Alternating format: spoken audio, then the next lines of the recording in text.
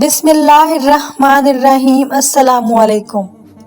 نبی کریم صلی اللہ علیہ وآلہ وسلم کے دنیا سے پردہ فرمانے کے بعد حضرت بلال شام چلے گئے اور وہیں بس گئے۔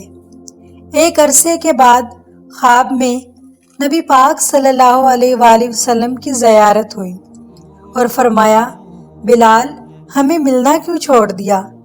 آنکھ کھلتے ہی مدینہ کے لیے روانہ ہو گئے۔ کئی دن کی مسافت کے بعد مدینہ منورہ پہنچے تو مسجد میں حاضری دی اور روضہ رسول پر پہنچے، وہیں بے ہوش ہو کر گر پڑے۔ اہل مدینہ نے کہا، ایک بار وہی اذان سنا دیں، سرکار کے زمانہ والی۔ معذرت کی کہ اب مجھ سے برداشت نہیں ہوگا۔ لوگوں نے حسنین کریمین سے کہلوایا، اب انکار ناممکن تھا۔ اذان شروع کی تو اہل مدینہ بھی رو پڑے، دل قابو میں نہ رہے۔ پیارے آقا کا زمانہ تازہ ہو گیا، عورتیں بچے سب نکل آئے۔ غم سے نڈھال بے قرار ہچکیاں بند گئیں۔ جب کہا، اشہد ان محمد الرسول اللہ، لوگ چیخیں مار کر رونے لگے۔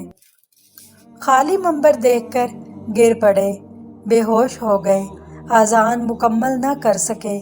ہوش میں آئے تو اٹھے اور روتے ہوئے شام کی طرف روانہ ہو گئے۔